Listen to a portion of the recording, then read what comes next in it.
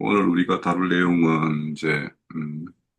요 야곱의 어떤 장래 준비를 마치고 장래 행렬이 가나안 땅으로 이렇게 나아가는 모습입니다. 그래서 그 과정에서 그 아닥 파장마당이라는 곳에서 7일 동안 이렇게 애곡하는 기간을 이렇게 갖는데 그 모습을 가나안 사람들이 보고 그곳을 이 아벨 미스라임이라고 이렇게 명명을 해요. 그러면 이 야곱의 장래가 애굽 사람과 이 가나안 사람에게 어떤 모습으로 비춰졌을까 하는 것들을 우리가 한번 생각해 보면서 그 야곱의 어떤 그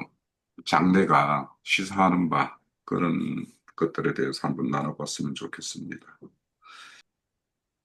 우선 그 장례식이라는 것을 우리가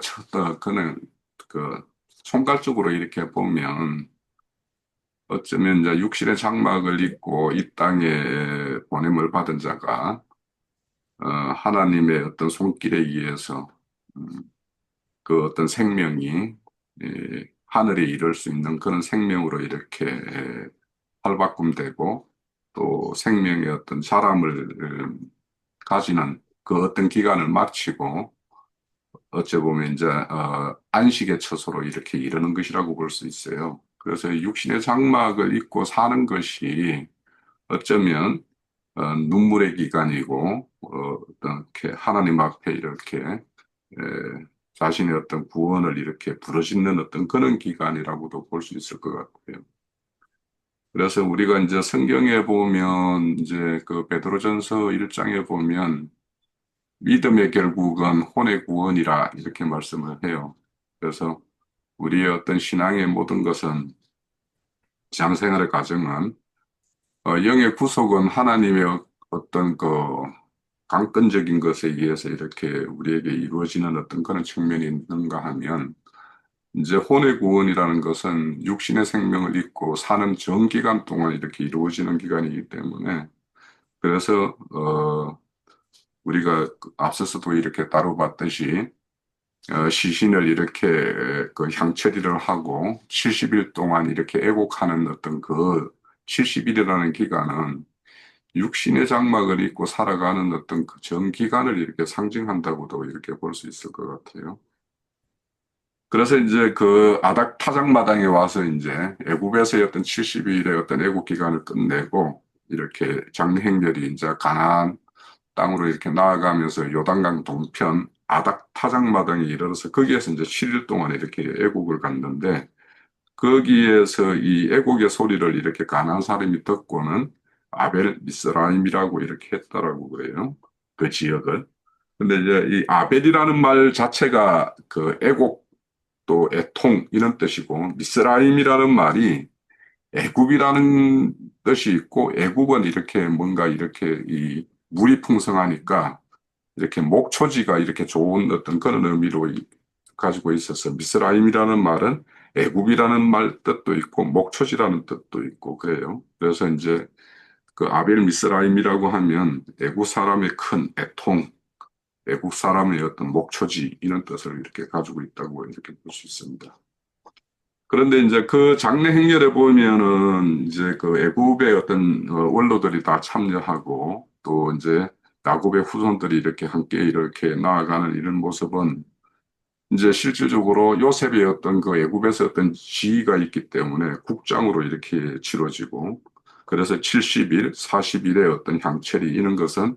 그가 왕족과 같은 어떤 그런 그 대우를 받는 어떤 마지막의 어떤 모습인데 그런데 이제 계시록에 보면 계시록 21장에 보면 새 예루살렘에 들어갈 때 그 왕들 그 들어간 자들이 왕의 어떤 각자의 어떤 영광을 가지고 이렇게 들어간다 이렇게 말을 해요. 그래서 하나님의 어떤 구원을 이룬 그런 자들이 이렇게 왕으로서 이렇게 하나님의 어떤 세계에 이렇게 애우를 받는 어떤 그런 모습을 이렇게 상징한다고도 볼 수 있을 것 같아요. 그래서 장래 행렬은 이제 그 애굽 땅을 떠나서 결국에는 이제 하나님의 약속의 땅으로 이렇게 나아가는 것인데 이것이 이제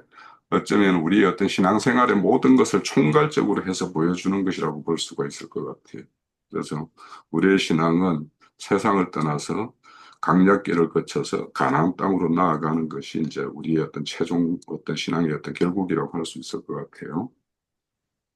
그런데 이제 그 장례식을 치르는 이 모습은 결국에는 하나님의 어떤 약속이 성취되는 그것을 이렇게 보여주는 모습이거든요. 그래서 지금은 이제 야곱의 어떤 신이 이렇게 죽음을 맞아서 이렇게 장례를 행하지만 그 따르는 이렇게 장례 무리들은 향후에 이스라엘이 하나님의 약속대로 큰 민족을 이루어서 애굽을 떠나서 가나안 땅으로 들어갈 그런 것의 어떤 전체적인 모습을 이렇게 예표한다라고 볼 수 있을 것 같아요. 그래서 이제 그 출애굽의 때는 이제 때가 이르면 그렇게 되겠죠. 그렇게 되는데 그것이 이제 400년이라고 이렇게 예언이 되어 있어요. 그런데 이제 실질적으로는 430년 만에 이제 나오죠. 그래서 여기에서 30년이라는 것은 이제 저는 왜 30년을 더해졌을까 이런 걸 생각해 보면 요셉이 애굽의 어떤 총리로서 실권을 이렇게 행사하는 어떤 기간은 바로의 어떤 다rum을 받고 이런 것보다는 오히려 요셉에 의해서 이렇게 보호받고 이렇게 오히려 대우를 받는 어떤 그런 기간을 있기 때문에 이렇게 430년으로 이렇게 그렇게 이야기하는 것이 아닌가. 그러니까 30년은 실질적으로 바로의 다rum받기보다는 오히려 편안한 어떤 그런 어떤 생을 살았던 거, 그것을 대해서 이제 430년이 아닌가 이런 생각을 좀 해봅니다. 그래서 이제 이런 그 70일 동안 애국 땅에서 이렇게 애국하는 것은 그 이스라엘 민족이 400년 동안 그 땅에서 이렇게 바로의 어떤 다rum을 받는 그런 신흥 기간, 눈물의 기간, 이런 것을 이렇게 상징해서 어떻게 70일이라고 이야기하는 것이 아닐까 이런 생각을 해보고, 그래서 그 70일이라는 것은 가정의 수 7과 충만한 수 10을 곱해서 이렇게 70일의 어떤 애곡으로 이렇게 상징하는 것으로 보여지고요. 그리고는 이제 그 출애굽을 하게 되면 그 다음에는 이제 강약길이 있죠. 강약길은 이제 그 400년에 10분의 1인 40년의 어떤 그런 강약길을 걸어요. 그래서 이제 그 강약길도 사실은 어떤 그 눈물의 어떤 그런 행군이 이어지는 길이라고 볼 수 있을 것 같아요. 그래서 우리가 이제 그 강약길의 어떤 신앙을 어떤 혼적인 신앙이고 종교 체계에 이렇게 붙잡혀 있는 어떤 그런 신앙의 어떤 기관이라고 본다라면 그 그것이 이제 역사적으로 상징되는 것은 바벨론 포로의 어떤 70년 기간이라고 이렇게 볼 수 있을 것 같은데 그 70년 동안의 어떤 그 애곡 기간 그것이 이제 아닥타작마당에서 어떤 7일 기간으로 이렇게 압축된 어떤 그런 것이 아닐까 이런 생각을 해보고요. 그래서 이렇게 어떤 눈물의 기간이라고 상징되는 70일과 7일이라는 것은 하나님의 손길에 의해서 다rum받고 그 생명이 온전케 덧입는 어떤 그런 그 구원의 측면이 있는가 하면 이제 반대로 구원으로부터 이렇게 제외된 그 측면에서의 어떤 또 70일과 7일의 어떤 애국이 있지 않을까 이런 생각을 좀 하게 돼요. 그래서 우선은 이제 그 출애굽 과정에서 보면 그 바로가 이렇게 강박함으로 인해 가지고 그 애굽 땅에 예, 열재앙이 이렇게 베풀게 되죠. 그런데 그 열재앙 중에서 마지막 재앙이 이 초태생 장자들이 다 이렇게 죽임당하는 어떤 그 심판이란 말이에요. 그 재앙을 당했을 때 애굽 땅 전역이 이렇게 애곡의 어떤 기간이 되었을 거라는 생각이 들어요. 그래서 이렇게 어떤 구원을 이루는 측면에서 하나님 다룬 가운데에서 이렇게 눈물의 기간을 이렇게 갖는 것과 또 하나님의 어떤 심판에 의해서 이렇게 다rum을 받는 그 구원의 어떤 박해 있는 자들 그런 것들의 어떤 상징이 또 이렇게 70일의 어떤 애곡이 있는 것이 아닌가 이런 생각을 하게 되고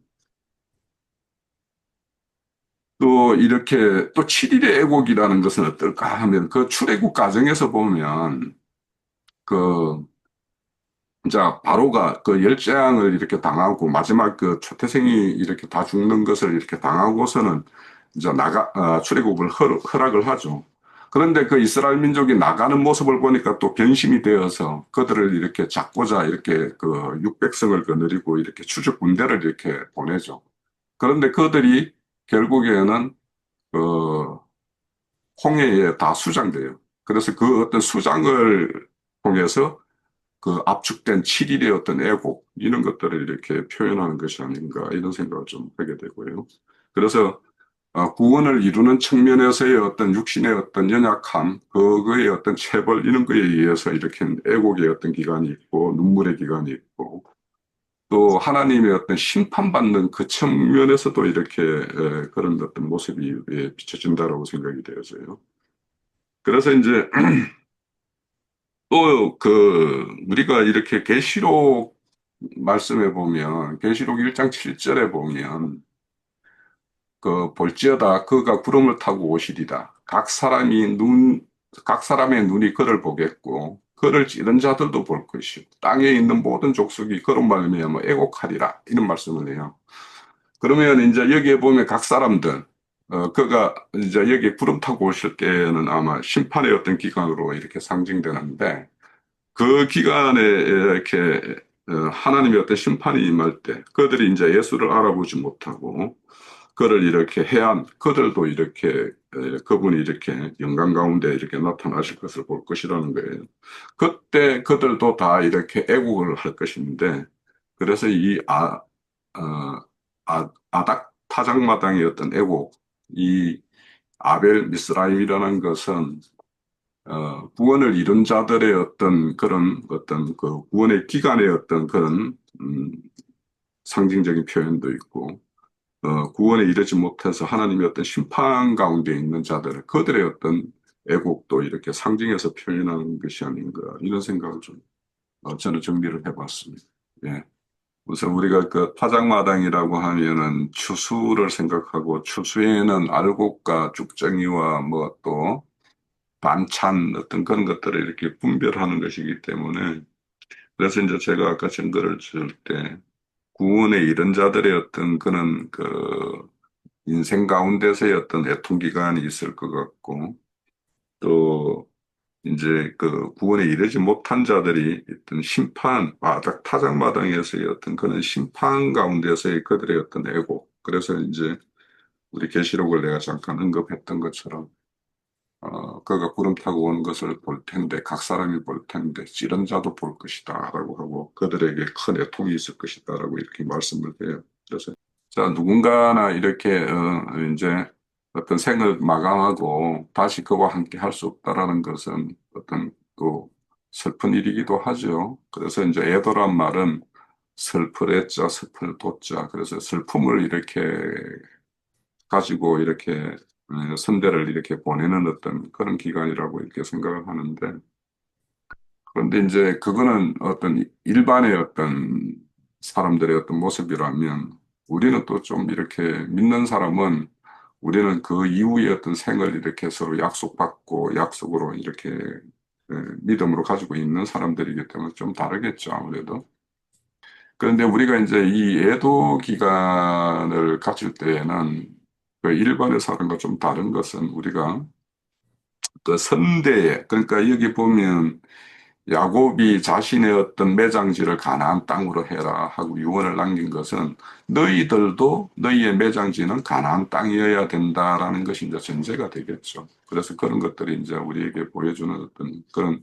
그 훈육이니까 그런 것들에 대해서도 우리가 이렇게 잘 새겨봐야 될 것 같고 그리고 선대가 이렇게 갔던 길을 온전히 이렇게 따르는 것과 또 선대가 이루지 못한 것에 대해서 더 이렇게 개선 발전해야 되는 거. 이런 것들이 이런 어떤 애도 기간에서도 우리가 마음을 이렇게 가져야 되는 것이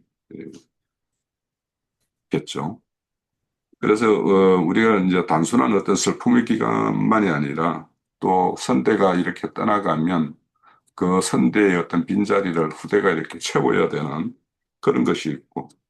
또 그 선대가 떠남으로 인해서 이렇게 새로운 어떤 질서 체계가 세워졌을 때 그것을 잘 이렇게 유지하고 발전시키는 것, 이런 것들까지도 이렇게 생각하는 것들이 이런 어떤 믿는 사람들의 어떤 그 신앙 과정에서의 어떤 애도의 어떤 모습이 아닌가 이런 생각을 해요. 자, 그래서 우리는 이렇게 야곱이 떠나면서 요셉에게 그 가나안 땅의 어떤 매장 이런 어떤 유언을 이렇게 남겼고 또 그가 아들의 어떤 그런 애굽의 어떤 그런 땅에서의 어떤 건세 때문에 그렇게 애굽의 어떤 국장으로 이렇게 치루어지는 어떤 이런 모습 이런 것들을 보면서 그런 아버지와 아들의 어떤 관계는 아버지의 영광은 아들에 의해서 이렇게 좌우되는 어떤 그런 모습도 있기 때문에 우리의 어떤 거는 믿음 가운데서 어떤 선대들이 이렇게 이루었던 것, 이런 선대의 어떤 영광은 후대에 의해서 그렇게 남겨진 사람들에 의해서 이렇게 더 이렇게 빛나고 할 수 있다라는 것을 우리가 이제 생각을 해보면, 어, 우리 교회를 이루는 문제, 또 교회를 통해서 생명의 어떤 양육의 문제, 이런 것들에 대해서도 우리가 이제 어떤 모습으로 어떤 선대를 더 이렇게 빛나게 해야 될 것인가 하는 것들도 이제 좀 생각을 해보게 돼요. 그래서 우리가 그런 거에 대해서도 항상 이렇게 아버지 야곱이 이렇게 그래서 12아들이 이렇게 남겨진 그 뿌리가 지금 장례식으로 혼자 홀홀단신 이렇게 들어가지만 그 후대가 다시 이제 애굽을 떠나서 가나안 땅 들어갈 때는 큰 민족을 이루어서 가는 것, 이런 것들이 이제 사실은 잘된 하나님의 어떤 그런 세계가 하나님의 뜻대로 이렇게 구현되는 어떤 모습이니까 우리도 이제 이런 어떤 야곱의 어떤 장래 모습과 그 이후에 400년 후에 있을 그런 출애굽의 모습 이런 것들을 생각하면서 우리의 오늘 우리가 이런 어떤 야곱의 장래를 통해서 우리 이후에 우리에게 남겨지는 어떤 숙제가 어떤 것인가 이런 것들도 우리가 한번 생각을 해봐야 될 것 같아요. 그래서 오늘 우리 그 야곱의 어떤 그런 장래를 맞은 그 후대들은 이 장례식을 통해서 어떤 것을 생각하며 그 이후에 아버지의 어떤 유업을 이렇게 이었는가 이런 것들을 한번 생각해 보면서 이 장례의 어떤 의미를 생각해 보면 좋겠다 싶습니다.